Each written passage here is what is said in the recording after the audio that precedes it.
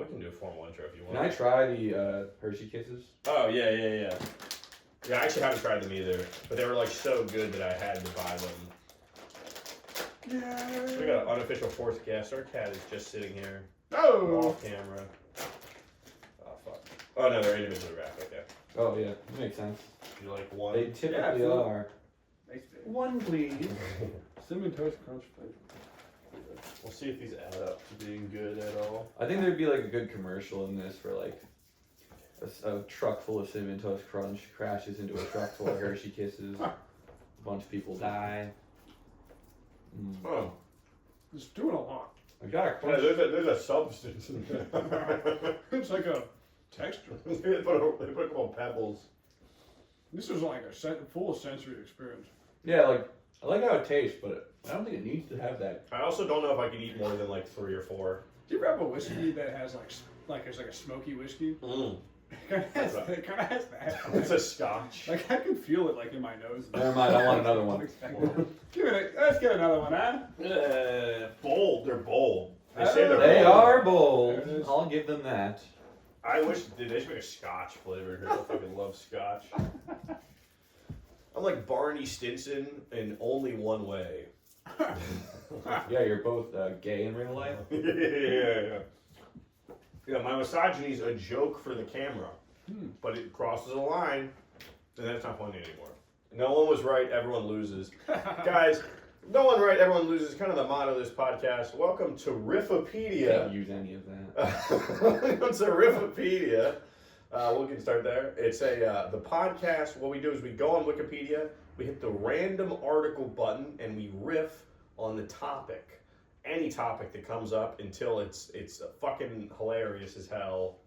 And today... Or we grow frustrated. Or we grow frustrated and sad. Today we have a very special guest. He's our neighbor, but more importantly, he's a comedian. Hey! Yeah, and number 3, a person.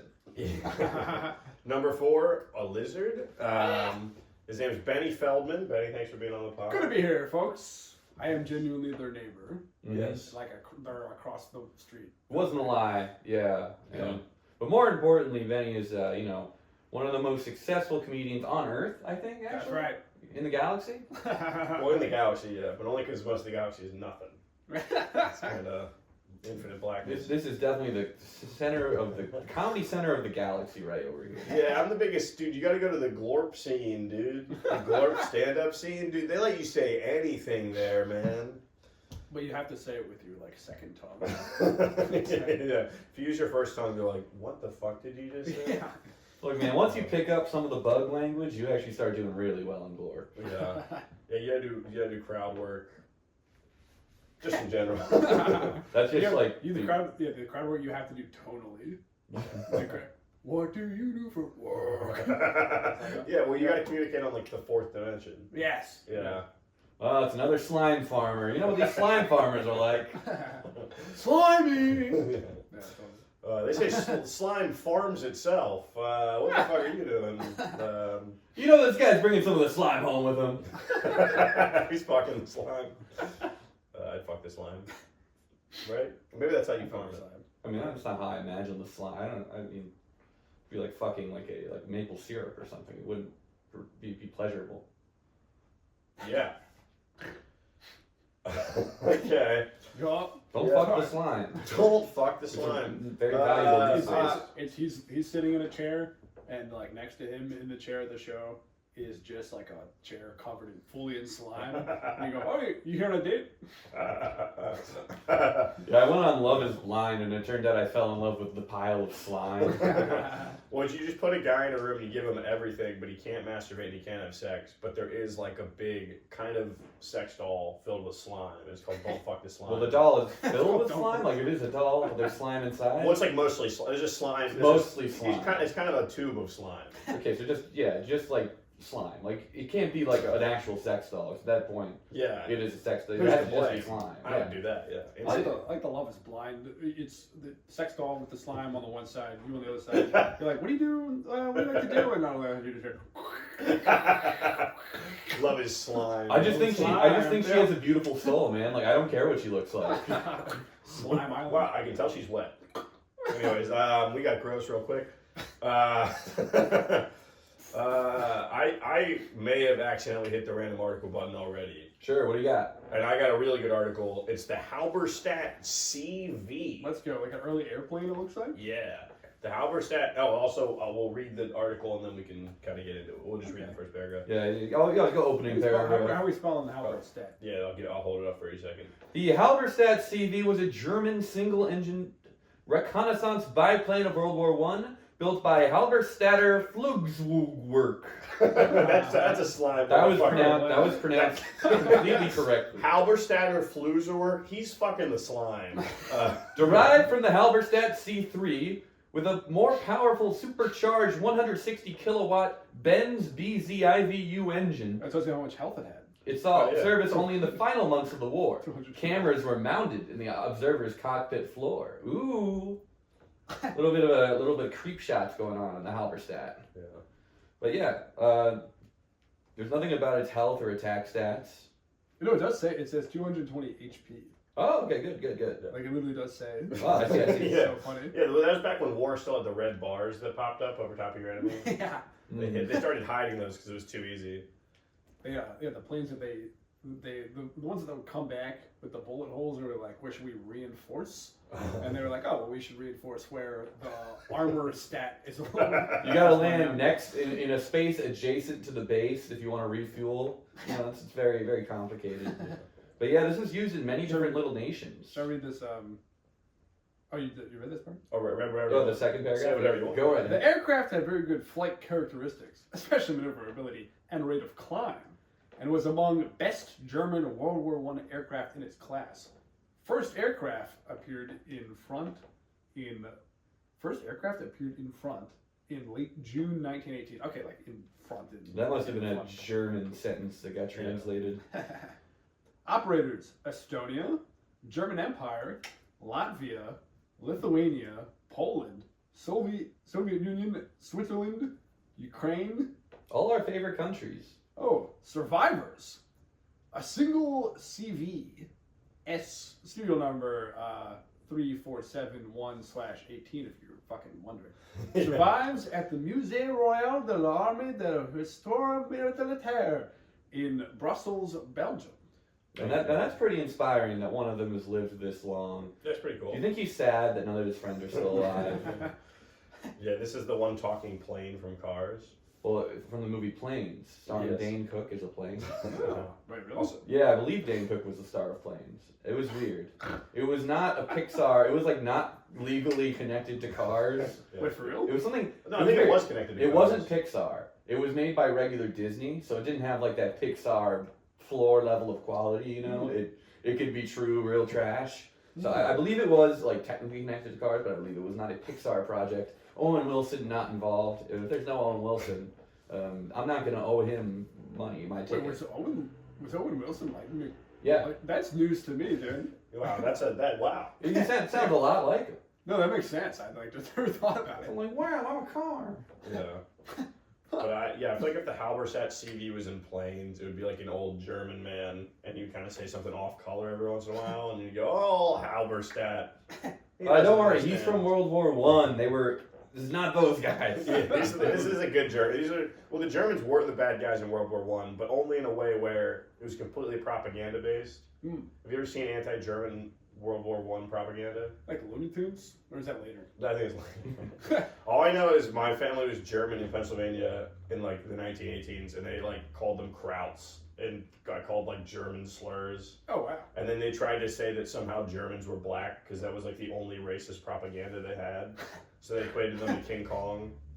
Anyways, So like they're just already a racist for the black people. So they're like, listen, Germans are black. That's Pretty much, crazy. yeah. That's such a crazy. yeah, that's all they had. That's one of the least black races of people we got out there, the Germans. True, you can say a lot of things about the Germans. Can't give them credit for that, though. Like I wonder if calling them black, like the next war, they were like, we are so not. We're like it's so we are the. They were like, We'll show them. we'll show them. We're not black at all. We'll show them who's black. Well, Dennis Schrader is one of the foremost African German athletes right now. Pretty cool Yes. guy. Okay. What about Dennis? He played for the Nets, and then he got traded. But he No, but like, why did you bring him up? Because he's the biggest German basketball player besides the what's it called? Dirk Nowitzki. No, and the two of those kids. This is irrelevant. I don't know. He's a big guy. He's cool. He keeps getting traded. Yeah, he got traded. He got traded 3 times in the trade deadline this year. I don't know what else. And after he compared being traded in the NBA to modern day slavery, he was traded 3 times like that week. Oh, damn. Yeah, you know, really comparing being traded to modern slavery, one of the most German things I've ever heard. I'm getting paid $1 million in this city now. It would suck. I don't know. His kids like moved into Brooklyn and he got set up in school, and they like liked it a lot, and then he got immediately kicked out. Look, man, get those German kids out of the schools. Endurance of this plane, 3.5 hours. Yeah, I last 3.5 hours. Folks, That's too long. That's too long. who's in that? Oh, no, there. I don't know if This plane's out here having lesbian length sex. I do think that the planes that like you just sat in and it was like an open plane, that's crazy to me. Oh yeah. To like, I don't know, and they just wear like a floppy helmet and goggles. Yeah, it really was. There wasn't much there. Cool What's up with the goggles. floppy helmet that plane people had? Well, if you saw the ears flopping, you would know the plane was moving. Yeah, I think you're supposed to like lock them below your chin, but then they just never did, so they'd flop around. I feel like I want to It's keep my like- ears warm. I feel like it'd be cold up Is there. that the idea? Is it like, because it doesn't seem like it's gonna help you. Like I would wear like a metal helmet. I would imagine it was just for warmth. Yeah. I don't think they were like counting on anyone surviving any crashes. Yeah, I think it's if you get in a plane crash, you're toast. Mm. But I do agree, the fact that they wore like essentially pool goggles Yeah. to fly at incredible. How fast did this go? What does it Incredible say? speeds. It's like 20 miles an hour. Yeah. 110 miles an hour. I guess that's not Whoa. that fast. That's faster. That's actually genuinely faster than I thought. Yeah, but it is like a car, which I guess. Yeah.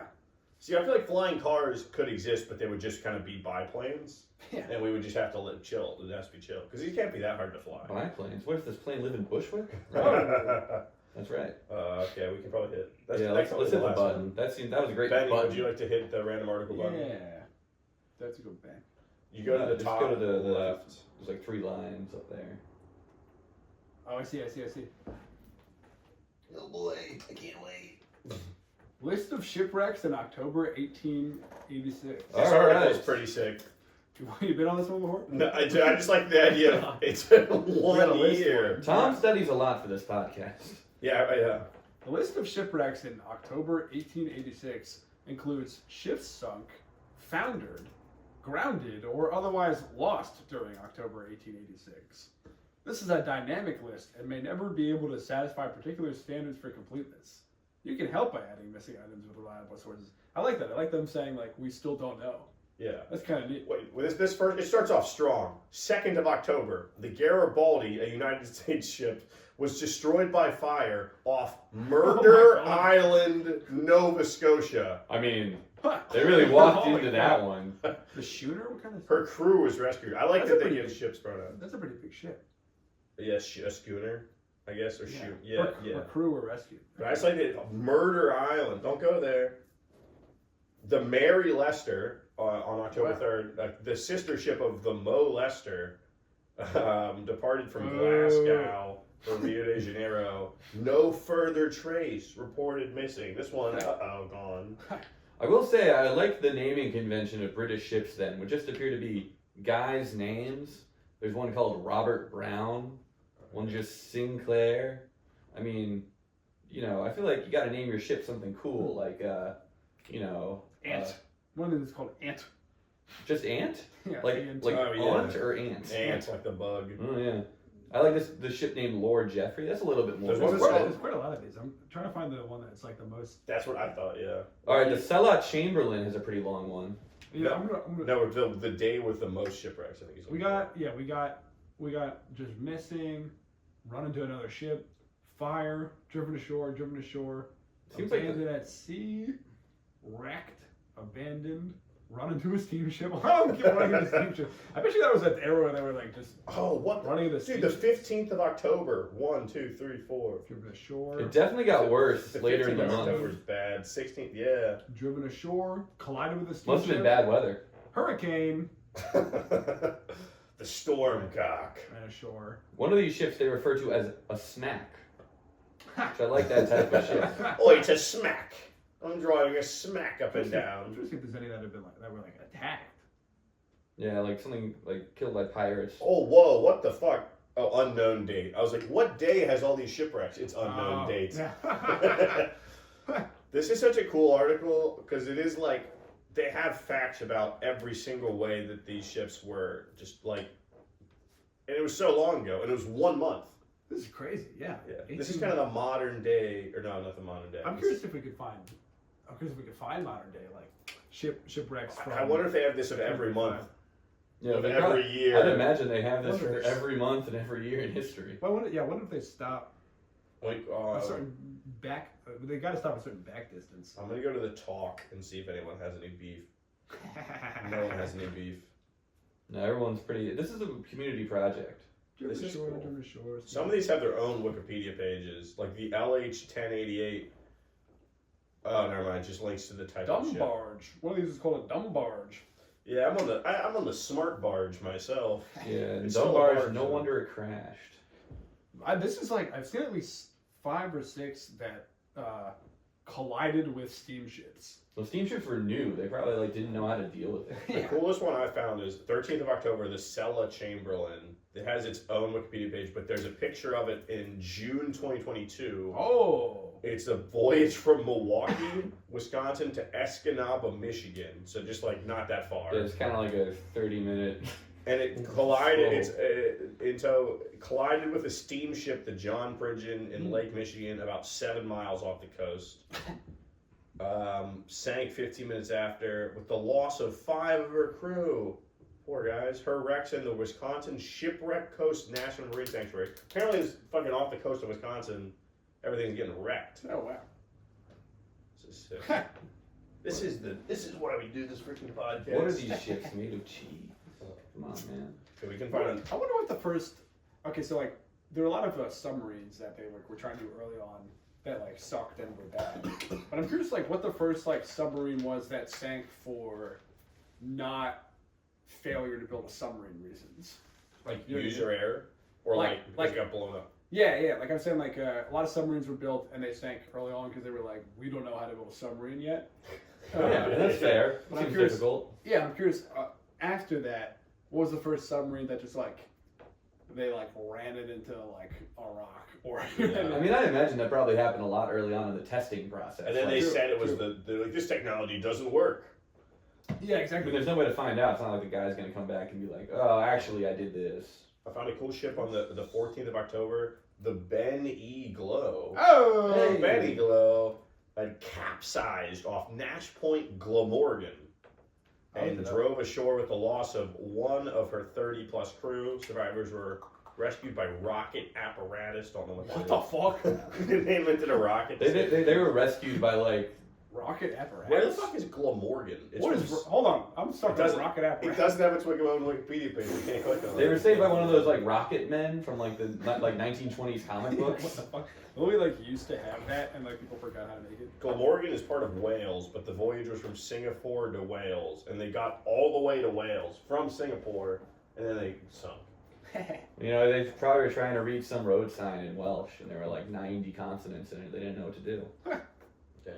All right, I've had enough of this, you guys. Yep. Let's jump on. Let's Matt, move. Matt, you get the next one. Random article. Chris Smith, basketball, born 1939. Wow, this guy was the OG. I had a friend in college named Chris Smith. That's not surprising. Chris Smith is a former American college basketball player for the Virginia Tech Hokies from 1957 to 1961. Wait, born which one? Born. Oh, this kid. 1939. There's literally 3 of them. Chris Smith, basketball, 1987, 1999. He was nicknamed Moose at Charleston High School, West Virginia, where he played as a 6'6" center. That's pretty cool. During an era of exceptional local talent in what was then known as the Kanawha Valley, Smith was later dubbed the human pogo stick by former Roanoke sports writer Bill Brill. Bill Brill. I like the human pogo stick better than Moose as a nickname. I just like that all of this is so fucking.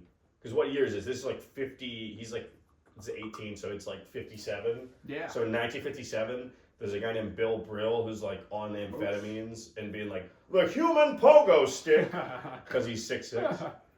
So apparently during the 1961 NBA draft, Smith was drafted by the Syracuse Nationals. But since playing professional basketball was not financially lucrative in 1961, he just like didn't go. That happened. That literally is what happened to my grandfather. He was drafted in like the 10th round of the NFL draft by the Chicago Bears, and it was literally not in like 1953 or something. It literally did not pay enough to do it, and then also the doctor was like, he's offensive lineman. If you do this, you won't be able to walk. Oh wow. Yeah. Damn. But yeah, that happened like all the time because it literally until like 1970, and then even after that, it really wasn't even feasible to be like a pro sports player unless you were like the Joe Namath or something. You know, according to the 2009-2010 Virginia Tech basketball program, he's regarded by many as the greatest basketball player in school history.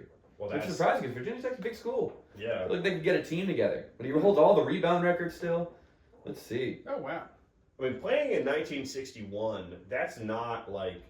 That's the early basketball days, but there's famous basketball players that played in 1961. I love local legends. Like I love like yeah. any like high school that's like, yes, this person. We have one from my high school. It's like, I think her name was like Kate Dooley or something like that. And she was like, she won like field hockey best player of like the year or something. And our whole high school was like, yes! And she's like, you know what I mean? Yeah. And yeah. But which is awesome for, you know, that kind of slaps. Yeah. But to be the pride of a small town, yes. like Chris Smith. Yes.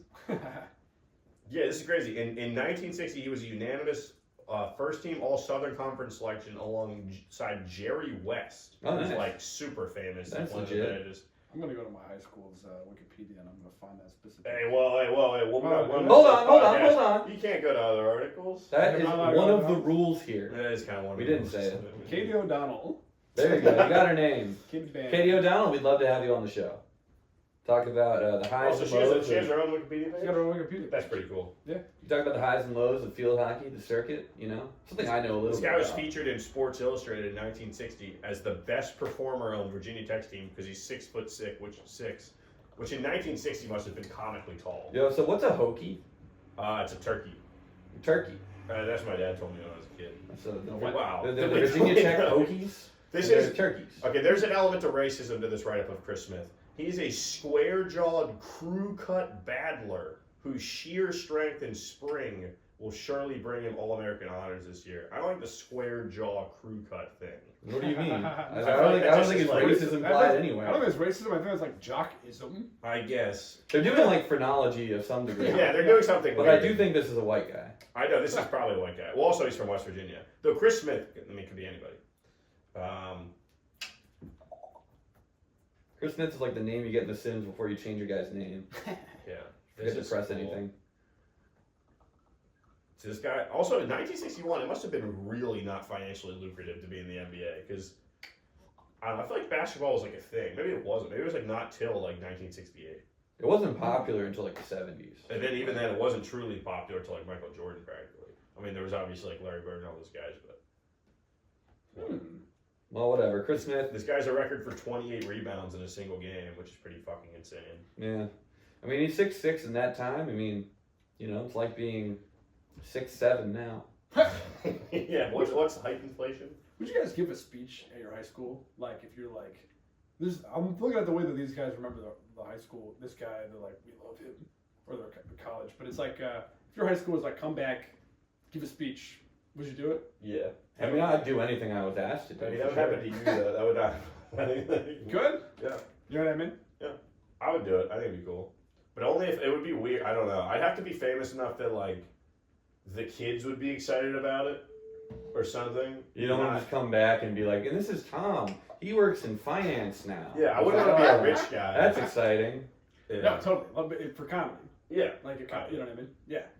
Of course. I'm not at a place where that makes sense currently. But that could But happen. I could see that happening. Yeah. But it's like but I'd be like, don't do school. I'm like, I don't know what to tell you. I'd be going back and being like, you guys don't get into drugs like I did. I always think it's funny whenever somebody goes, I would never go back there after what they did to me, and I'm like, come on, man. I imagine there's been a lot of turnover Yeah. certainly the student body. Yeah, or like still holding a grudge against. Like I didn't like my principal in middle school, but like they did me being like, I will not go back while that guy is involved with the school system, and he's like a 65-year-old man. I do think I would do like an anti-school talk. Like I do think I would be like, this is not as important as you think it is. Well, for like certain aspects, I don't know. You don't think you would be a successful comedian if you never went to like high school? No. I think high school is important, but I guess I mean specifically the grades and Yeah. I think like people like kind of break their backs to try to get like all A's or something, and I'd be like, break your back to the point where you go to college if that's what you want to do. Yeah. You Break know your what I back to learn. Like, yeah, it would be like learn it. Yeah. You know what I mean? It's about like I don't know. Now I'm just thinking about it. I'm like, don't just do what your parents and people tell you. Oh, true. I don't know. Tom, you passed me a cinnamon toast crunch Hershey's She's Kiss. addicted to them. You want one? Hit me with one of these bad boys. They gave Yeah, me first- I like the grainy feeling. It tastes like eating I do. something. There's literally That is a. good, dude. It tastes like eating something you dropped in the sand. It's like there's sand in it. It looks like there's sand. It does in feel like that. It's kind of neat. Mmm.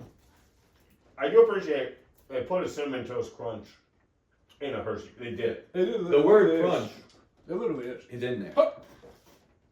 All right, Tom, hit the button. Hit the button, Tom. I'm trying to get Oh, along. Chris Bob, Smith- I got another one. This guy, Bob Brown, wrestler. Robert Harold Brown, born October 16th, 1938. Oh my God. So pretty close to the other guy. Died February 5th, 1997. Was a Canadian professional wrestler, better known by his ring name, Bulldog Bob Brown. Oh no, this guy took on some legit people. He had some matches. He fought Harley Race. He fought Giant Baba. I mean, these are names you might not know, but these are names. He was These born are some in people. Shoal Lake, Manitoba. Brown wrestling the Grew natural. up in St. James, Assiniboia area of Winnipeg. He was given the name Bulldog in grade school and worked as a police officer before becoming a professional wrestler. That's kind of cool. Now that's praxis. Anyway, in 1996, Brown suffered a heart attack and was pronounced dead twice before being revived, Oh my God. Wait. causing his retirement from in-ring competition. When was it? 1996, like right before he died. Wow. I was going to say, he only lived to 58. Yeah, no, and he was wrestling until he was 57. Wow. And then he had a heart attack that made people think he died twice. Like they were like, he's dead. Wait, no. no. Yeah, Well, he's he dead. wrestled the Natural, Matt. Which natural? The one in AEW. This That guy guy. still seems to be alive. That's not the natural. Oh. Or maybe they called him that at one He point. wrestled- That's Don Callis, yeah. If you hover over the natural, it comes up as that guy. Okay, well. But he wrestled him in early Sorry, there's another guy 1990. called the But there's a Natural. picture of him getting choked out, and it looks awesome. He's going like, oh, it looks real. Don Callis' other nicknames are Don Casablanca, Lord Cyrus, the General, the Jackal, the Natural. Chris, well, fucking. He's been through Matt, a lot. Matt, on June 9th, 1989, the Browns won the Stampede International Tag Team Championship from Chris Benoit. Real young Chris Benoit. Okay, and hold Biff on. Wellington. Yo, young Chris ass Benoit Chris killed his Benoit. family. That was Oh. that was like happy, like 18-year-old Chris Benoit. Nothing wrong with his brain. Yeah, Just looking with Poor guy. a great career ahead of him. That's Who crazy. the hell is You don't know? he? No, what happened there? Chris Benoit was a WWE wrestler who was about to win he had done his time and was about to win a heavyweight championship, but he was also on steroids like a lot, and then he probably also had mental health issues. But his Yeah, plus CTE. You got everything going on. yeah, he had Right. really bad concussions, and it's always a way to say this, but he killed his wife and his son and hung himself on his weight bench, Yeah. right before he was about to He win. was supposed to be on a show Oh, the next day, and it was like, the week before, they're like, Chris Benoit versus this guy next week, and then that show, they're like, they just don't acknowledge it. They're like, all right, and because they didn't really know what was going on when the show was running, because he had died the night before, and they were kind of just like, oh, Chris didn't show up, like whatever. And he didn't show up. Yeah. Well, actually, they knew he had died, but they didn't know that he'd killed his wife. So they did oh, R.I.P. Chris Benoit, something horrible happened, and then they found out exactly what happened, and they were like, oh, yeah. Oh my God. actually, you're erased from It's history. it's him coming in behind himself, and it's like, oh my God, here comes Chris with the rickety stool. Well, no, he killed his family with a Bowflex bar. Totally. But then he hung himself on I'm it just, somehow. Yeah, I'm just saying. He hung himself. Well, the Bowflex bar was definitely the murder weapon. Yeah. But yeah, Chris Benoit, great Really? wrestler. Yeah. That's crazy. He was my favorite. He was like pulling the Bowflex bar, and like. I imagine Like, his move. I think he hung himself from the bar. I don't know. I guess I don't know how I he don't killed know how he everybody. did it. He has a surviving son That's fun. who shady wrestling promoters keep putting on shows, and like regular people are like, please don't put him on. He's very mentally ill, and he should not follow in his He goes father's by Chris footsteps. Benoit Jr. Yeah, and he's like, I'm going to be Chris Benoit Jr. And they're like, can you think of a different name? Oh, And man. he's like, no. Yeah, and also sad. He was like literally my favorite wrestler when I was a kid, so it kind of sucks. But Wait, when did this happen? It's interesting that he was your favorite as a kid because he's like a very generic but good in the ring guy, which is not what a kid would usually like. yeah, he also was like he was called like the Wolverine or something. Yeah. But my favorite thing about the only thing that is funny about the Chris Benoit thing is well, that I doubt it's the only thing. it was during this play thing where Vince McMahon, owner of WWE, was pretending that he was murdered or dead. Right? The plot was that Vince McMahon was dead himself, like for weeks before. So people thought this was part of that. Yes, and Vince McMahon had to come on TV and be like, I'm not really dead, but this guy did kill his whole family, and I don't know what to do now. But it just like interrupted this like a months-long like charade, which is a little funny. Oh man, yeah, the kayfabe gets broken. Yeah, he kind of ruined the show. Damn, wow. It reminds me of like Phil Hartman, like Oh yeah. Oh yeah. like a wife. Did Phil Hartman have kids? Or Phil Hartman's wife killed him. I don't know if he. I know did, she. though. I know she shot. Yeah. Yeah. Thanks to who's the guy? Who's Andy Dick. Andy Dick gave her. Andy Dick gave her cocaine at a party 2 weeks ago, and somebody 2 weeks ago famous. now. 2 weeks before. Yeah. Andy Dick is still just feeding this lady cocaine, even after Phil Hartman's murder. But She's learned nothing. there's somebody who's SNL who's very famous, or like Phil Hartman's friend that blames. Maybe it's John Lovitz, but I don't know. It might be John Lovitz. That specifically blames Andy Dick because his wife, in addition to having mental health problems, had like a horrible drug problem and had gotten clean. And then Andy Dick gave her cocaine at like some 90s comedy party like 2 weeks before this all happened. You can't blame Coke for murder. No, I don't think it's correct. Yeah. But it Coke is- doesn't kill people, people kill people. Yeah, Coke's okay. Do cocaine. I think people have CTE from SNL from all the costume changes. All the Hey, pratfalls. You know. Yeah, John Belushi running through the wall getting CTE. Yeah. Dude, Chris Farley. Chris Farley doing the Is that Chippendale sketch. Chris Farley did actually injure himself a bunch because he was doing pratfalls, but he didn't know how to do pratfalls, so he was just actually hurting himself, Oh man. which is awesome. It's kind of a badass move. Yeah, Sort of the Jimmy Fallon move, hurting yourself constantly. Yeah, because you're an alcoholic. Well, I mean, I didn't want to take such a low blow at Wait, Jimmy. hold on. Okay, I'm going back to Bill. I'm going back to this guy for a second. Bob Brown. Bob Brown. He was trained by Bronco Nagurski. Yes, he was trained by Bronco Nagurski, who was a Canadian-American professional football player and fullback for the National Football League. He's like one of the 1940s, 50s like best football players ever. He was a fullback, and I had his card when I was a kid. Bronco Nagurski. Nice. Wait, Bronco Whatski? This guy. Wow. What a Anyways, that's his last name. I don't want to say it again on the podcast. I don't know about that one. The episode title will be a quote of just that, those syllables. Wow, yeah. He's good. He's a good guy. Yeah. He has a lot of, he worked with a lot of legit guys. He's a legit like Canada wrestler. Yeah. I mean, it was during the territory days before WWE monopolized, so there was a lot more room to operate. Yeah, I feel bad for guys like this only because like they were doing like an art form, but it was not appreciated the way it could have been, I guess. Yeah, at that point it was, it was still, most people have always known wrestling is fake because people see things in front of them. Yeah. And they can see what's going on. But on like a national scale, they were like reported on it as being real until like weirdly recently, like in the 90s. Oh yeah. Well, yeah, it was covered by ESPN for a while, and then they stopped, and then they started covering it again. Yeah, it's just like coverage deals. But Bulldog, Bob Nothing more Brown, complex if than you're ever reincarnated or alive as a ghost, we'd love to have you on the podcast. We'd love to have anyone who'd ever tag teamed with him on the podcast. Specifically, Marty Jannetty, who recently, he's this old wrestler, who recently confessed to murdering a man in his youth.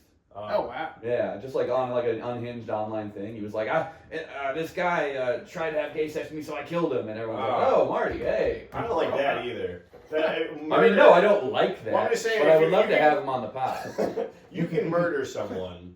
You shouldn't. But if you're murdering someone because you're a homophobe, I don't like that. That seems pretty fucked up. Mm-hmm. Mm-hmm. Well, anyway, Marty Jannetty, we'd love to have you on the show. Also, Dick Murdoch, Gama Singh, Terry Taylor. 2 of those guys might be dead. I don't know. Anyway, let's move on. Hit that button, Ben. Yeah, I'm gonna hit that random article button. Bulldog, Benny Feldman. Eric's Saga Vera Flora. It's a legendary saga about a Norwegian Eric the Traveler. That's awesome. Seems to be like a sort of like Viking tale. Okay. That's kind of cool. We've We've been getting very like, juicy. kind of like, like the kind of stuff that like you imagine like an old history guy is on Wikipedia to read. Yeah. You know what I mean? It's like I want to know the list of the battleships. I want to know the list of the ships that sank. Some old wrestlers, some old basketball players, an airplane, a Viking saga. Like we're getting like this is definitely like a dad like episode. white supremacist dad like, type stuff. These are I listened back to our podcast a lot because I'm like editing it / I like hearing my own voice. Which is a lot. Isn't this like the third ep? Yeah. But I noticed I say the phrase every fucking time. We're getting good articles this episode, so I refuse to say it. But we are getting a very interesting slip. I think now we're getting like dad who watches the History Channel too much. Yeah. Kind of So Eric here, he travels to Miklagard, which is modern Istanbul. Okay. Eric the Dane. With Eric the Dane. 2 friends named Eric. That's annoying. And this is like a myth. They didn't have to name them both Eric. Yeah. It's not like, oh, they happen to both be named Eric. They read 100 years of solid. They're all kind of named Eric. And he's with Eric from That 70s Show. There he interacts with a king, possibly the Eastern Roman Emperor, who informs him on Christianity and Udensacher. Don't know what After that a is. period of study, he then journeys to India and beyond in search of Udensacher The Deathless Acre. and returns. Modern analysis, in brackets, by whom, says I saw that in another article. Some asshole had to go in and be like, who said this? Yeah, there's definitely there's some citation needed. Source? For this one. Have concluded that the place mentioned is likely in modern Yemen at Aden. Citation needed. This version of the epic was transcribed almost 400 years after the facts reported. This telling merges the Udensacher of Norse mythology with the notion of heaven in Christianity to create a theological bridge between the belief systems. The lone source on the life of Eric the Traveler is an Icelandic manuscript, Skahosbach. That's like if my last name was Icelandic. Yeah. There's nothing here. That's it. Yeah, no, that's the whole article, folks. Seems like Eric the Traveler was like, this Christianity stuff sounds pretty good. What if I told my boys it's just like our thing? Well, That's I think, weird. I That's thought he like a did weird- like this is the first like Eat, Pray, Love, where they're like first we'll go to Turkey and we'll learn about like Christianity, and then we'll go to India, and then we'll go to Yemen. Yeah, this is like this is. I mean, it sounds like soul searching. Yeah, It sounds like he's searching for like, the eternal life, the fountain of youth sort of deal. True. He's going out and apparently he found it in Yemen. And that's like the thing that they're like, citation needed? Did he find heaven? I don't know about that. He found heaven in Yemen and So Aden. we can go to the talk pages. Yes, that's Okay, absolutely allowed. Start a discussion. All right. Start beef. I do not want to start a conversation about Eric's saga, Veal for Loud. This article is rated Start Class on Wikipedia's Content Assessment Scale. This is a beginner article. Norse history and culture, mid-importance. Man, what's low importance? It's just mid. Well, I feel like Leif Erikson and Eric the Red stole all the Eric cred. Now they're like fucking. I guess this guy's name is Eric the Traveler. Accurate name. Yeah, it's pretty on the nose. Yeah. That's kind of all he did. He's like Wanderlust. How about Eric the Heaven Finder? Something a little more. Eric the Death Acre Searcher. Death Acre's pretty cool. He aches for the Death Acre. Can we go? We can't go to the Death Acre page. We have to. You can hold over. I held over. You can hold over it. I'm holding over. Glasivir was a location in Jotunheim in Norse mythology. Jotunheim. It is mentioned in sources such as Basasaka. Okay, Horans. Saga. But Horspatar, Bajaman, and Helga Patar Razana. Okay, so basically that was nothing, and there was a bunch of nonsense. Yeah, I held it over before, and I was like, this is not word. I'm like, oh, I want to know what the Deathless Acre is. So they're like, well, you see, it's part of Havaraj. These Norse guys use a lot of silly letters, and it's fun, but it's getting a bit tiring. I think this is accurate. People think the Vikings were just like only in the north, but like if you read any Viking history, because I took a class on it in college, they're constantly like going to the Middle East and France and shit, because it's not that far away. Especially go down the rivers and stuff. They got boats. What are the boats for if not for going places? Yeah, so they like went everywhere. I was chilling, and then by the end of the Viking Age, there was like people that were like poser Vikings that did the same raiding and like dressed the same way. But like all over Europe, like in France and stuff. People be afraid, I guess. Yeah, because it just worked. It was like, oh, I'm gonna copy them. It's kind of like That's neat. Yeah, they're kind of. I mean, they're just Viking cosplayers now. They just like live in the Midwest. Yeah. Tom, kiss me. Oh. I was like, on the podcast? In front of everyone? Maybe later. Oh my gosh. These are good. I'm into them. I like this idea of Norse mythology and Christianity. Like, this guy, did he look? Was he looking for the version, or did you find it in this story? This guy made the first coexist sticker. Yeah, on the back of a Viking ship. Yeah. Well, my thing is, there's only two symbols. It was much easier to only have two groups coexist. Like everyone else, fuck them still. I don't mean to destroy your bubble, but what I learned in high school English class when we read Beowulf, it mentions it in this. So the version of this epic was transcribed almost 400 years after the fact's recorded. So Vikings would only communicate verbally. All their tales would be poems and meter, so it all verbal communication. So all of it was transcribed by Christian monks because they were the first people to have literature. So stuff like Beowulf and maybe even this that are like Christianity's awesome were all like written by propagandists who took original Viking content that probably had some other message and then put it in Christianity. Oh wow! Wait, what part of Beowulf is that Christianity is awesome? Is there like an element in there? I don't know off the top of my head. Interesting. Also, I saw something that was like the translation of Beowulf, where it's like they're talking about like the monster, the mother, or whatever. That word, like monster, it has like 5 different like meanings, and it could have been like not a monster, or it could have been like a guy, or I don't know, something like that. It was like it could have been like a some sort of animal or something. Yeah, true. Yeah. But yeah, I don't remember the specific thing. It was more like it's like a thought. No, that's cool. Experiment, but yeah, that's a great example of it. Is like, yeah, the people writing it down chose to make decisions that alter what it means. So that could easily be in this scenario. You ever hear that saying, history is written by like the history nerds? History is written by the virgins. History is written by guys who know how to write good. Oh, by a bunch of monks. Because the Vikings were the winners, but the monks were like, yes, we're gonna write that down. You may be the cool jocks, but we're in the yearbook club. Yeah.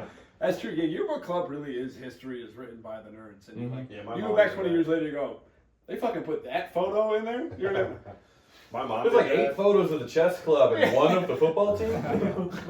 My mom did that with like her gay friend who ran the yearbook in high school in the 80s, and he was like really mean. So she was showing me her yearbook, and it was just like, it's like mean. It was just mean. Like there was this one I still remember where it's like, Deborah asked Mr. Johnson to explain the word kitty to her, and I was like, wow, that's pretty fucked up.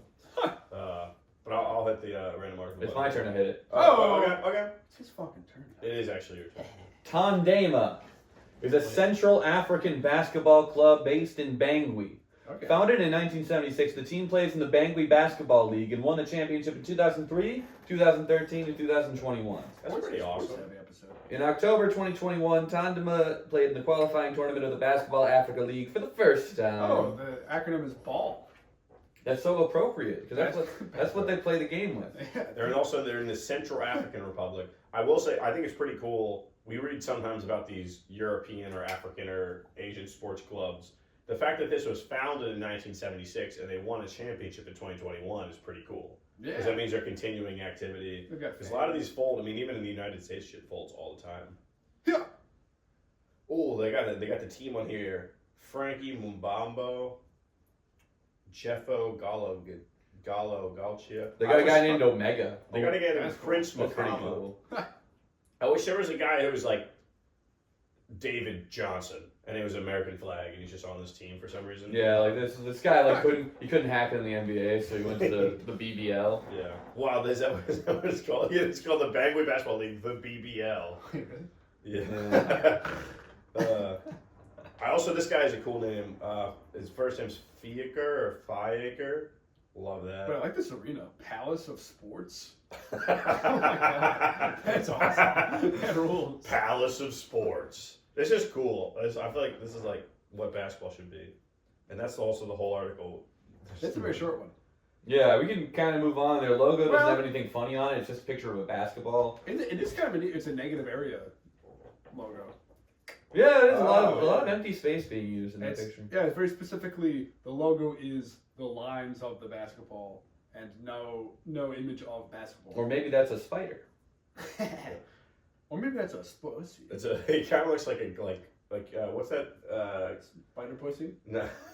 Yeah, it looks like, no, it's like that picture of that guy spreading his asshole. Oh, Oh, Mr. Hands. It looks like Mr. Hands a little or bit. Goatee. Wait, which one? Yeah, No, Goatee. Mr. Hands is the one fucking getting the whole Yeah, it fuck looks up. kind of looks like My bad. Goatee, but like My bad, guys. Goatee with like a tight pussy.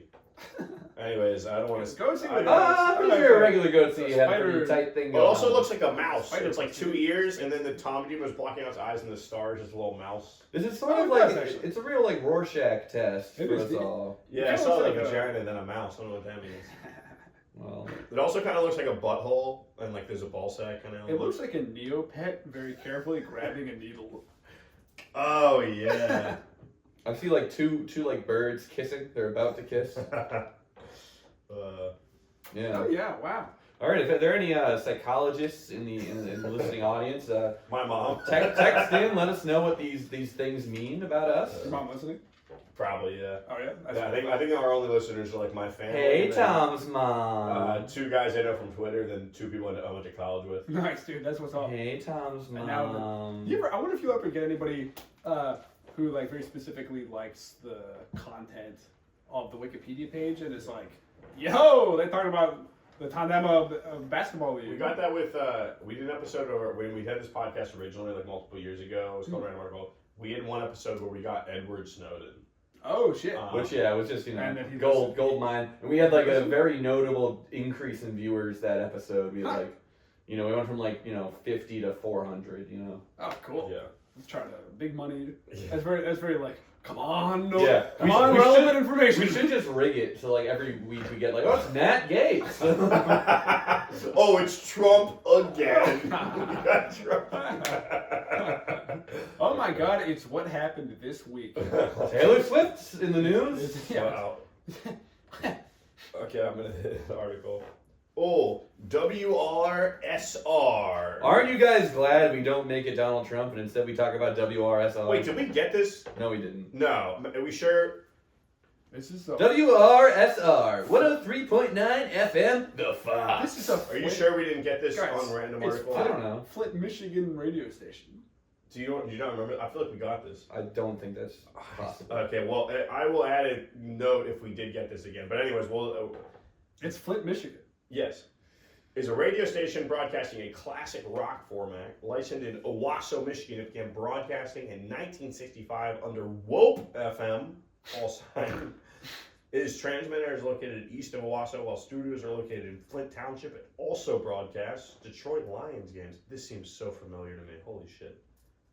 Maybe you did another, You probably just did any other radio station. Maybe, yeah. or another Fox related thing. Yeah, Or- I would have to or- listen to hours of content that I don't want to listen to. It could also be that like maybe random article is rigged. I don't know if that's possible. Yeah, perhaps there are only like 10 available articles and we're just cycling through them. Yeah. I wonder if they. I don't know. This explains why we keep getting Edward Snowden. Yeah. Every week we get him, we're like, oh, we It's have a to lot. skip. We've done it before. This is one of the longest articles. I feel like the secret of all these articles too is they're definitely almost all of Wikipedia. I'm probably just known. I feel like it's people that have like Written by people with vested interest. yes, or like what I was gonna say is like autistic people with special interests in this specific subject. So like the shipwrecks is a good example, or like radio stations, people that love like radio communication, just know fucking everything. This article Yeah, is like And they people piece with it initiative. together. this article is 50% 4-letter acronyms. Like if you just look through the paragraphs, it's all just different 4-letter acronyms. Yeah, I like this one. WAHV and WRSR and WCRZ and WRSR and WTRX and WFBE and there's like 90 of it. This is a good paragraph. On August 28, 2012, the station was sold to Rod Kroll, great name, of Kroll Communications, which also owns Widges in Ashley and in St. Louis. WMLM. Multi-level marketing.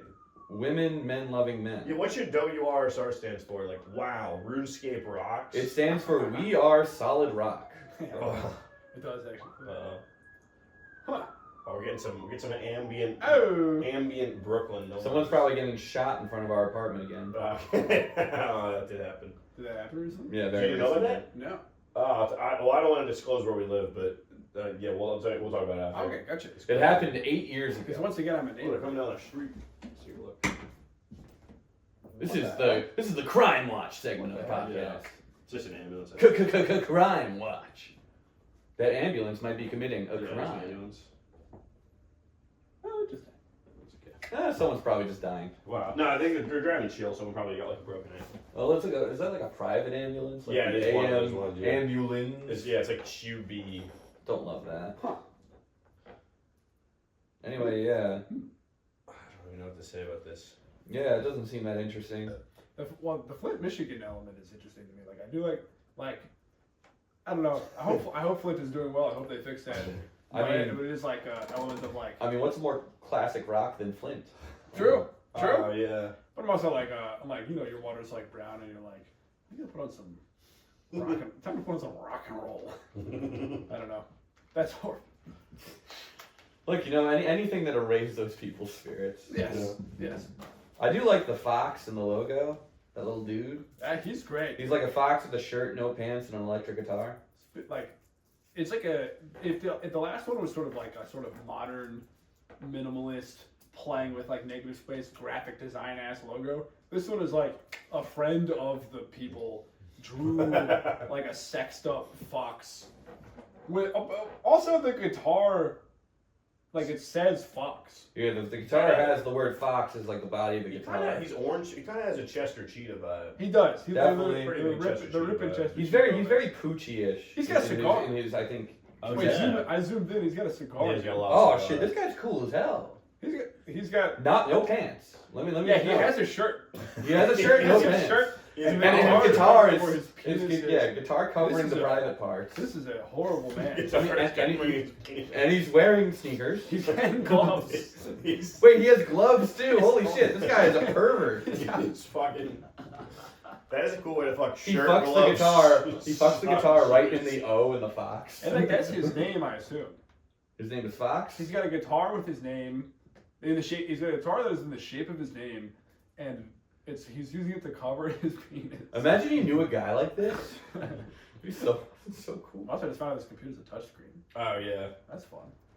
yeah. I hate it. I never use touchscreen. Am I clicking that thing? Is this what's happening? Yeah, I think we can move on. Yeah. Yo, if a Random fox articles. wants to come on the pod, let's let him in. Oh, speaking of water, the Serrano Water District is a California special district that maintains the groundwater of parts of eastern Orange County. The agency serves a 4.7 square mile area that encompasses the entirety of Villa Park and a small Well, that's portion not of that Orange. many. It seems The population This- served is 6,500. this is kind of a municipal information. Yeah, but it's Serrano water, spicy water. Tastes like Serrano chili peppers and orange also, I guess. I wonder how much of Wikipedia is like, kind of like almost administrative type information of like, A this lot. is a bridge. A lot. Yeah, a lot. No, a lot. From doing this, we can tell you it's a lot of it. That's why whenever we get an article that's like, this guy's a wrestler that did stuff, we're like, oh, Oh, 'cause really? a lot of it's Okay. like, oh, this is a water district. And we can hold. I'm gonna hover over Villa Park, Wait, I'm California. gonna- We get a lot of like References. extinct villages in Russia where they're like 12 people used to live there, they no longer do. Oh wow. They have that. There's a Santiago Dam. Oh, that's nice. You guys want to hover over the Santiago Dam? All right, that's a Yeah. nice Oh little wow. nice little big old dam. It's also one of the oldest standing water districts in Southern California. Standing water, that's how you get mold, buddy. And mosquitoes. And mosquitoes. Oh, Irvine Lake also is beautiful. Fuck! I have Tourette's, by the way. I don't know if I told you. Oh yeah, audience. Yeah. That's the first. I didn't want to introduce you with that. Yeah. You know, this is Benny. He's got Tourette's. You know. That's what the clicking and shaking's been. The cursing is a little more rare. That's coprolalia, they call it. Oh yeah. You're getting those good little rare drops. Yeah. Yeah. Wow, this is. It's 10. Okay, anyway. I'll say it's 149 years since this was started in 1876. We're almost at the 150th anniversary of the Serrano Water District. That's a shame. It'd be a lot more they give a special. shit. I bet they're gonna do something. Yeah, I bet they'll do a thing. Like if they're having a party. We're putting LSD in the water for the birthday. 1876 in Southern California. That's old, man. That's true. 10 For years after the Southern Civil War. California, that's like gold rush shit. Yeah. I'm looking. Yeah. When's the gold? 1879 is the gold rush. Or did I make that up in my head? I don't know. I don't think there's like a year. I think it's like There is a year, but I don't know what it is. Okay, well whatever it is, it's around then. I had a friend in college who was from California, and it's just like kind of family history was coming up, and he was saying like, yeah, my parents, or like my great grandparents or something, moved there, like great for the gold rush. Oh wow. He's like, yeah, like my ancestors went for the gold rush. What was And the I'm like, success that's crazy. rate of the gold rush? It was pretty low. So it was like being so his grandparents were morons. Yeah, yeah. Hey, you know how you get rich in a gold rush? You find a shit ton of gold. You find a big gold vein. I would think steal shovels and then you find gold. Yeah, I was thinking you would sell people shovels. Yeah, you learn how to make a shovel. Yeah, you know how you get rich in a gold rush? You mine iron for shovels. Well, I think also so the real reason people got rich in the gold rush is it was like the Homestead Act, which was passed under Abraham Lincoln, where it's like half the country was essentially unsettled, though there was Native Americans there for sure. But like if you lived there for 10 years, you would own like 10 acres or something, or like a significant portion of land. Oh damn. So people that did that in California, even if they didn't find gold, still got like free land. I was people like, I will work for this company for dog shit in order to be here for 10 years. Even better. You just have to live in a log cabin on a plot for 10 years straight, and it's yours. Oh wow.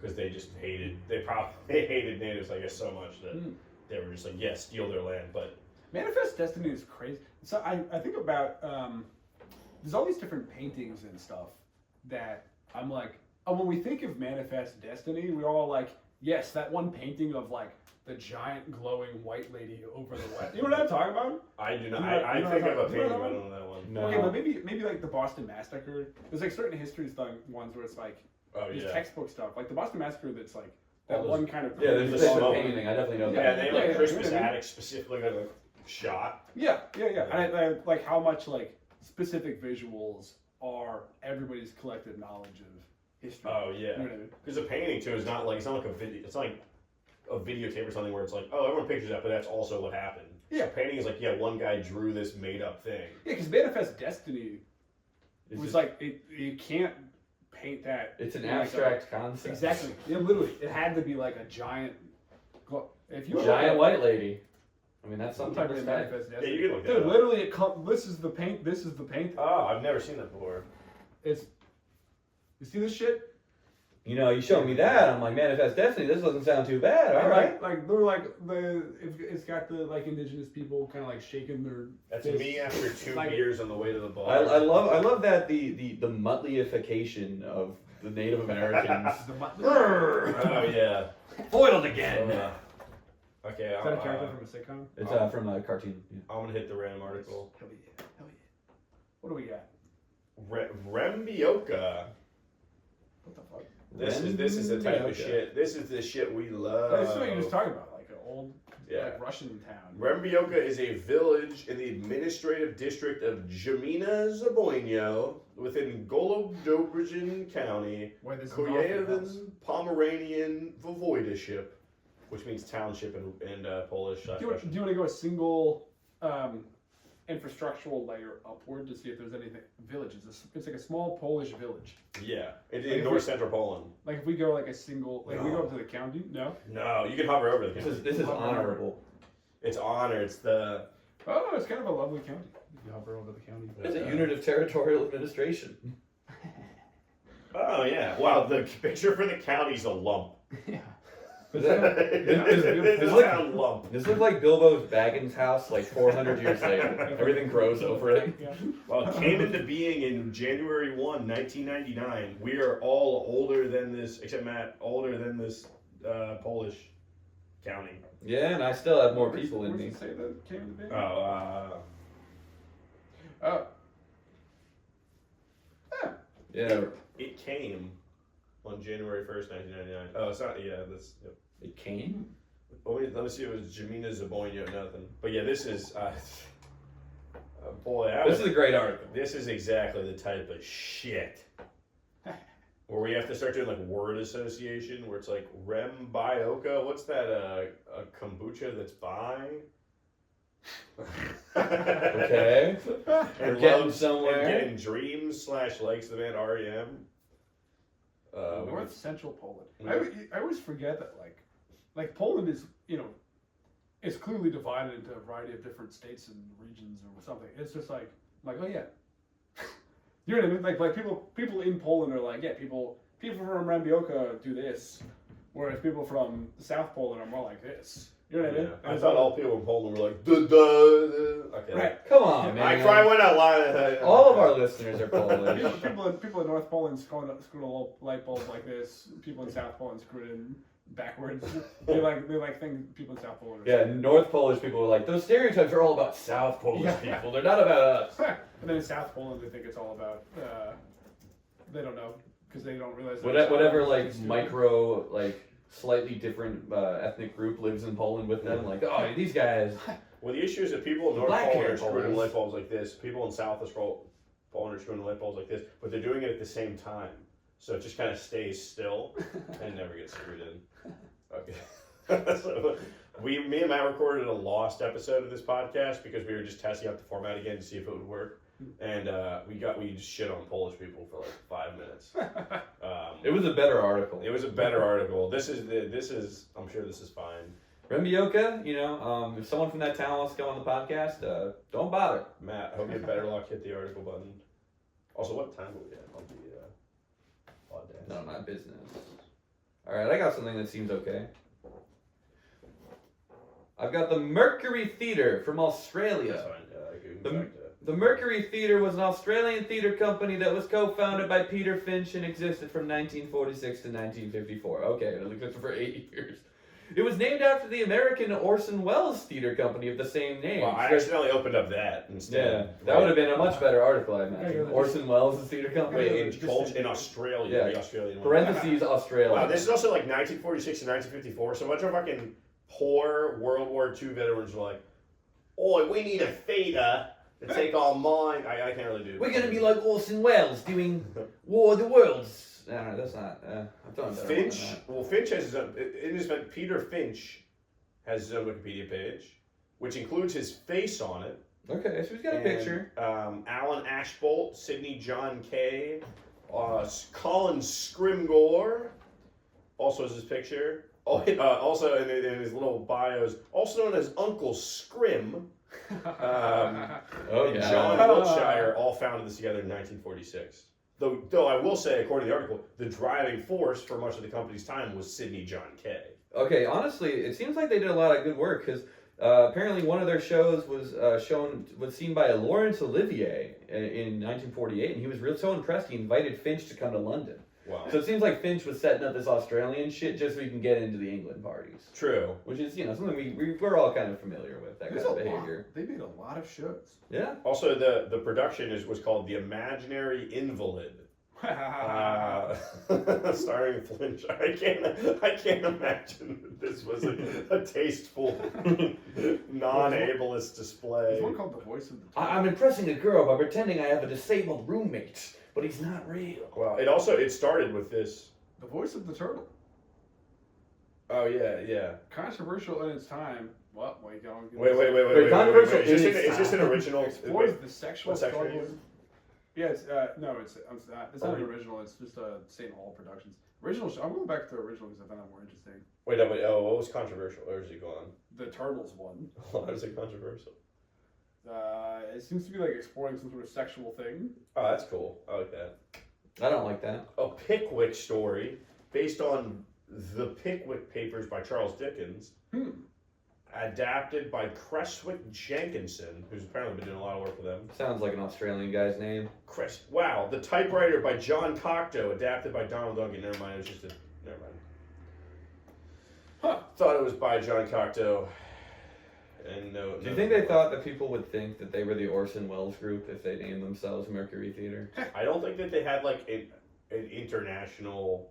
enough knowledge of the world. I don't know, it sounds like they invited Laurence Olivier to come. I think people knew Yeah, but I about think the acting. people in Australia, yeah, I guess. There's a comedian in San Francisco. No, it was named after the American Orson Welles No, I Theater. know, but I just don't think that they were like. I don't think that the Australian audiences knew about the Orson Welles Theater. Well, I think they were trying to get those fancy actors to show up and bring, Peter Finch over to England where he could have a real career. True. There's a comedian named Benny Feldman in San Francisco. Oh yeah. And people are like, "Dude, are you in San Francisco?" And I'm like, "Nope." Yep. There's So, that guy. exactly, that's he also what didn't he produce like The Flash or something? He's friends with Andrew Barlow, I think. You What? produced The The guy named Flash? Yeah, or like he made his own version of the. It's like a short film. It's Oh. not. I'm out. And then there's Ben Feldman, is the guy from he's the Mad actual- Men Yeah, he's actual. and from other shit. Yeah, yeah. He's That's why you gotta be Benny. he's what's his face? Ginsberg. Yes. But yeah. He's in. I think it's like Superstore. Yeah, he's in Superstore, Yeah. he's like the main guy. He's he's- Superstore's that was- Jim. That was on at my doctor's office the other day, and I was like, "Oh, nice, Ben Feldman, my namesake guy, is like pretty funny." Yeah, yeah. I like I've heard decent things. I like him. He's really good. Have you ever seen him in Silicon Valley? No. There's a whole montage of just him in Silicon Valley. He's a great character actor in that. Yeah, he seems like I had never really seen his stuff. Oh, he's good. And I saw him oh, nice. recently. I don't think he's doing well. He was in like a mobile ad no. for one of those casino games where they're like filmed in like a white like windowless room, being like, Hole and Win Casino is one of the best games I've ever played. I won $500, and I you think it's fake, but I really did. He was in one of those. They pay you like $100,000 to do that. Like they pay you a lot. Yeah, they just give you a ton of money. I'll do it. Well, you're not the guy from Suits or anything. Though apparently the guy from Suits, they paid him on Cameo to record it and say it, and then they never gave him that much money. He got completely scammed. Oh, damn. Yeah. It's not like it's like the ugly guy on Suits. Oh, There's like whole well, roles then and I he's don't the feel ugly bad. guy. Let's go kiss mode, huh? Let's go. Yeah. Let's Yeah, go. yeah, it's So, like kiss boys, let's Let's get. get a little quick little smooch, huh? What were you gonna? Oh, I was gonna say something. Oh, I like Superstore, but I think it's depressing that we went from like an office to like the average American works in Walmart. I think that's always been true. I just I don't think know if I know it's always been true. It's just the idea that it's okay to. I don't know. I feel like Walmart's like an exploitative kind of company. I think that's what the show's about. The show's about them like forming a union and shit. Oh, okay, cool. I remember seeing it. Cool. I didn't know that. I don't know if you feel better. Yeah, remember the episode of The Office where Jim squashes the union? Mm-hmm. No. No, it's not real. That's just funny. He's like, I mean, Dwight would be squashing unions True. in reality. Did that union actually not? Did they know union in the office? no, there's I think people. the warehouse people have an in. I think they're in a union I already. feel like that was something. Yeah, they're definitely in a union already. Can salespeople not unionize? I bet they probably can. Yeah, but it's not really like in It's the not nature. incentivized, but there's, Yeah. I don't know. I'm there's, sure. other employees. Also, I think the conditions are fine. Yeah, I think Michael Scott was, if anything, probably paying them too much Yeah. due to his famous incompetence. Okay, whose turn is it? My turn? Or is it Benny's turn? Now let's go, Benny. Whatever, who cares? Let's go, Benny, huh? If we do Benny, Let's then go, maybe- Benny. What are we at? We got another.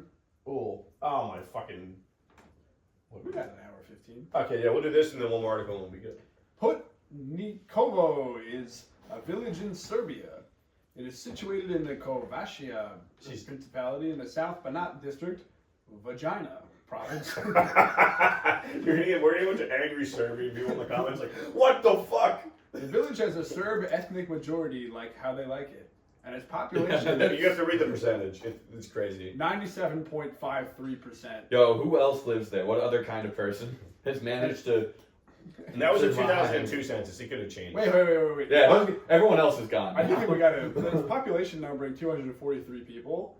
I do believe that to have a 97.53% and you have 243, we're only looking at like maybe 6 people. Yeah, like 6 or 7 they're very people. specifically calling. There's like one family. This article is just calling out one family. Well, we had that. There's one Vietnamese family in that town. It's like, and they make all the good food. Wait, this is the fun spot. Dude, the historical population is every decade. 1961, 436. 1971, 335. yeah, they're purging all the minorities. Exactly. Yeah, 1981 through 1991, 260. Yeah, the last date is the 2002 census. It's definitely 100% Serbian by now. Oh my Or it God. just doesn't exist. I feel like it's a point of pride of how Serbian. Yeah. Well, the town does have an Orthodox church, And that's which you get a the picture number of. one thing they're showing is that it's an Orthodox church. This is an upsetting. Looks all right. Yeah, that's what I will say. I was like, oh, Serbia, at least it'll be interesting because you think about the ethnic cleansing they did. Oh my God. And there's a lot of ethnic cleansing riffs to be But Benny, made. if it makes you feel any better, Bill Clinton also unfairly bombed them and killed even more innocent people, making the problem worse. So Bill Clinton bombed white people? well, yeah. Well, I mean, crazy. if you consider No, Serbia, Serbs. if you consider them white, I don't know. Serbs are sort of the Germans of Europe. Well, the elevation's 253 feet above sea level. Pretty low. Yeah, that's not that Pretty much. down there, kind of ground I level. don't know. I'm not too interested in that, I guess. All right, Tom, just hit the random article. I think if you've like famously done like ethnic cleansing, I don't think your article should like have a progress meter. I don't think it should tell us like how far along you are in that project. And current projections show that it'll be 100% Serb by 2016. That's crazy. Okay, this one's good. Henrik Dankwart. Yo, dude, I saw that shit on your feed. That word is dang. I got that Henrik Dankwart. Henrik Dankwart, circa 1670, 17th century, to 16 September 1719, was a Swedish military officer. Awesome. He was born to another guy named Henrik Dankwart Whoa. and Elizabeth Clark. He What's was that the name? grandson of Joachim Dankwart. He served for 9 years as a page. Just read the funniest thing on this page. I'm gonna let you keep Yeah, going. hold it, Sorry. lock it in. Sorry, yeah. He was served for 9 years as a page under Queen Consort Hedvig Eleonora, kind of like an NBC page, right? This guy's kind of the Kenneth of Swedish military officers. He was named Fanrik, don't know what that is, of the Fast Goda Dal Regiment in I know what that is. 1697 under Major Hugo Hamilton. It's a company grade officer rank. Just move on. Wait, he was personally requested to be captain. You gotta skip to this. There was a debacle at Poltava. After it just doesn't it skims over it after the debacle at Poltava. Yeah, after the debacle. We don't know what the debacle Yeah, wait. was. They don't mention this. Okay. He was, yes, okay. This next bit is so funny. Okay, so Dankwart was promoted to colonel and commander of Carlson Fortress. This section is called the Defense of Carlson Fortress. He was promoted to the colonel and commander of that fortress. When it was assaulted by Peter Torgenswill's forces, this guy, Dankwart, was forced to surrender, but then he was arrested while trying to evade custody and sentenced to death. But the executioner at the time was intoxicated, and so the execution was delayed. When the executioner at last was arrived, I like how this gets mentioned when clearly the guy was just like an hour late. Wait, no. He had to attempt the decapitation of Dankwart twice before succeeding on the 16th of September. The executioner received a formal warning. All right, man. And his If fellow, you do that again, you'll be on strike one. Oh my god. and then then it adds his Dankwart's fellow officers were also later sentenced by the court martial to the death penalty, but were pardoned. They're like, That's so yeah, crazy. sorry we had to take 2 tries to cut your friend's head off. You guys can just He go. showed up drunk and fucked it up. The first swing just cut the guy's arm off for no reason. That's how do you fuck it up? He Well, fucked it up twice. Also, what's the debacle? He fucked it up twice. Because he missed. And then he's He cut off both the guy's hands, and he was just like, please, just kill me. Also, some of these articles have these little things that say like Fuck up, Connor. citation needed. The executioner received a formal wording that needs a citation need. There's no citation. Yeah, the whole thing is cited to. A book from 1931. So maybe the whole thing is cited in that book. I think so, yeah. Yeah, I mean, this seems like the kind of thing you probably find out in one book. It's all about this guy who's apparently a shitty little jet colonel who, that had a debacle at Polto. Not a great career. It doesn't go over. I mean, he lived for 49 years. I guess that's cool. What's the debacle at? But also, yeah, actually, There's no link. Yeah, there's no. I don't even know where Poltava. It doesn't even Lake Poltava. Poltava. Look, I mean, the Swedes have never been known for their military prowess, I guess. And also, it says the phrase executioner links to its own article explaining what that is. Yo, hover over the Battle of Helsingborg. That's like a cool graphic. Oh, wow. It's one of those ones that. Oh, shit. The last major engagement of the Great Northern War to take place on Swedish soil. Decisive victory of the Swedish force. Wow. So I guess it was the Swedish were fighting the Dano-Norwegians. The classic deadly alliance. I'm gonna put my thing over the. I want to see this guy who assaulted his forces and forced him to surrender. Peter Tordenskjold. Oh, he's got a picture. Oh shit.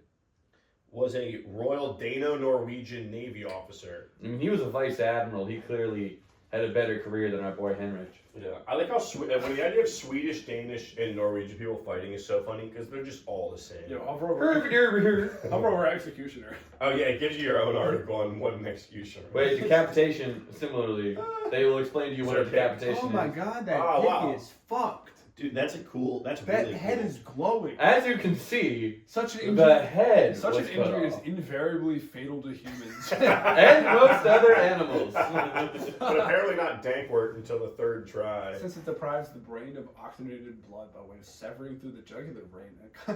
You know what? This is how they're like the blood can't reach the head anymore by these arteries. I feel like I never see a guy getting beheaded, and then my question is, but how did he die? It's like, but why is he dead from that? I feel like they made a good point. I don't know. Well, other organs are deprived of and that's where it cuts off. But I assume it's going to be like the brain signal stuff. Oh yeah, I guess. Damn, that's crazy. Well, I guess they're also saying you can't be beheaded and then just be a head.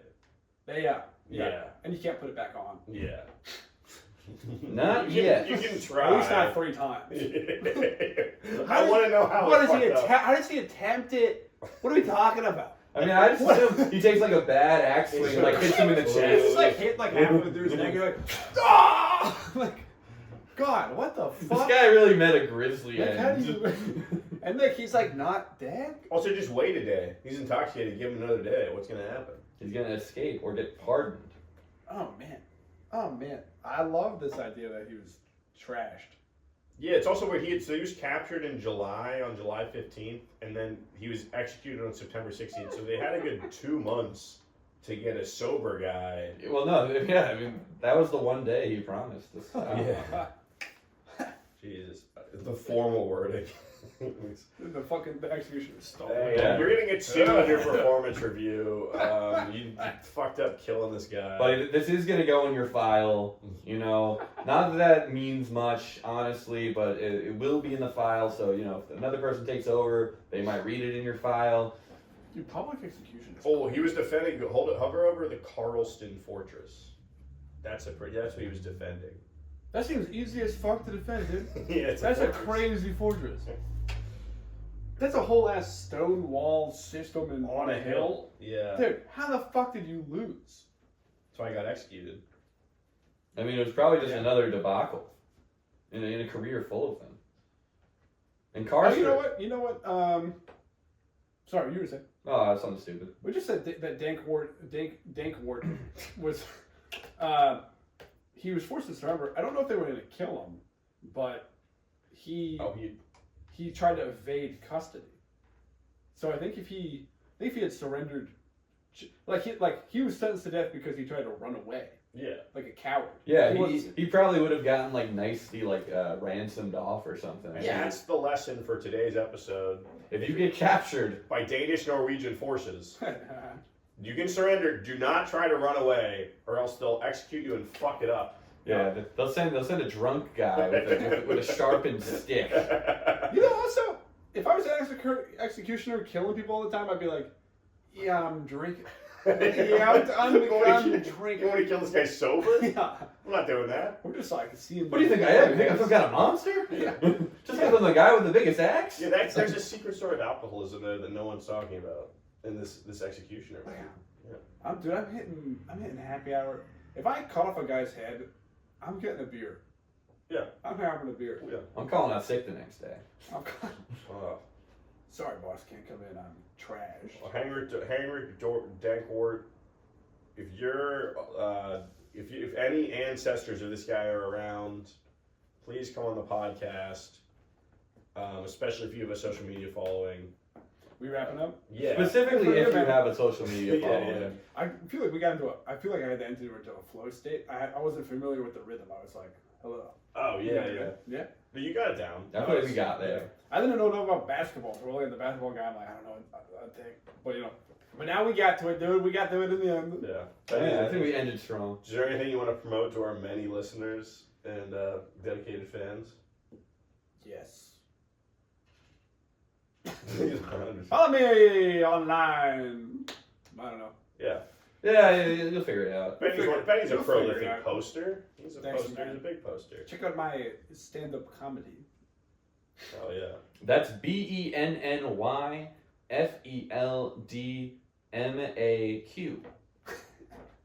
Benny Was Feldman. that right? Yup. Okay, good. Okay, thank you so much for listening. Have a great I love you. night.